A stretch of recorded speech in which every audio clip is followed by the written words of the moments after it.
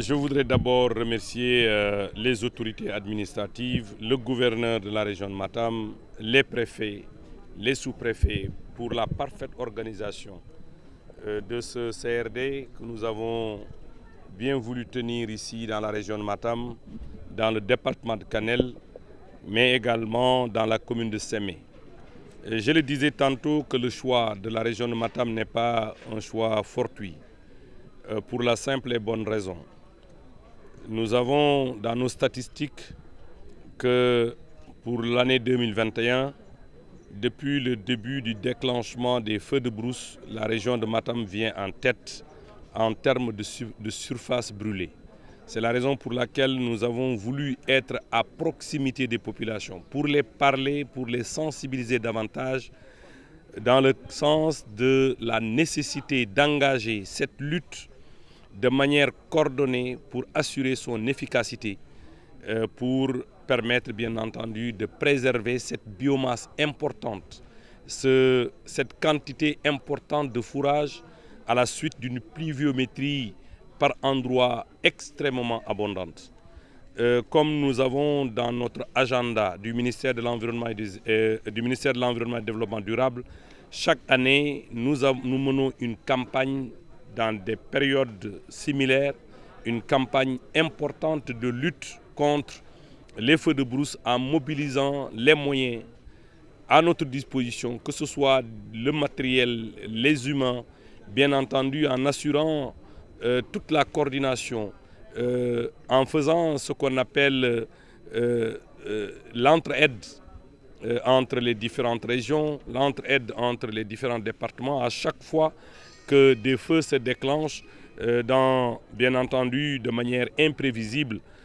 Donc je voudrais saluer le courage et la détermination des agents des eaux et forêts, mais saluer le courage et la détermination des populations, des maires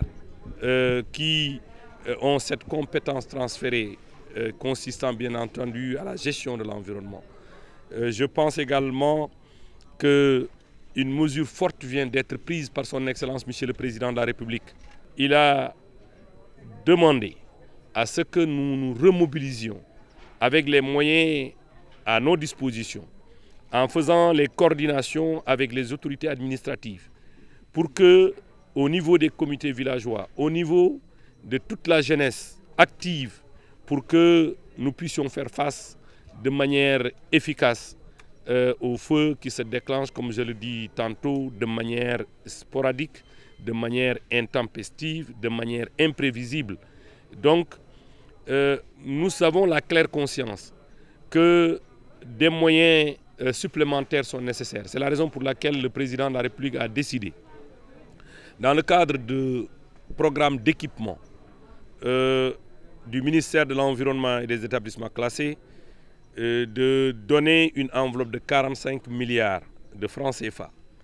pour équiper la direction des eaux et forêts, chasse et conservation des sols, pour équiper la direction des parcs nationaux, pour équiper la direction des aires marines communautaires protégées, pour équiper la direction de l'environnement et des établissements classés, pour que les agents sur le terrain puissent trouver les moyens nécessaires pour accomplir correctement la mission qui leur a été confiée. Mission qui consiste bien entendu à protéger nos forêts. Nous sommes très heureux aujourd'hui de constater cette mobilisation des éleveurs, des cultivateurs, des populations de manière générale pour travailler comme un seul homme avec les unités mises en place, l'inspecteur régional, avec bien entendu les jeunes, les 600 jeunes qui sont recrutés dans la région de Matam pour accompagner cette lutte contre les feux de brousse. Je disais tantôt que l'autre annonce consiste à dire que la Grande Muraille Verte est une particularité. La Grande Muraille Verte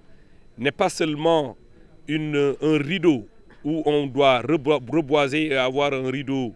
d'arbres, mais également une zone de résilience des populations, à travers bien entendu des projets structurants, des projets qui vont permettre aux populations de rester, de vivre correctement et de manière décente comme tous les citoyens sénégalais. C'est la raison pour laquelle nous avons déjà, pour la région de Matam, donné un quota comme nous l'avons fait dans chaque région. Mais la particularité de la Grande Muraille Verte fait que nous allons prendre les dispositions pour accorder un quota supplémentaire aux différents départements traversés par la Grande Muraille Verte, que sont le département de Linguère, le département de Ranérou, le département de Kanel et le département de Bakel.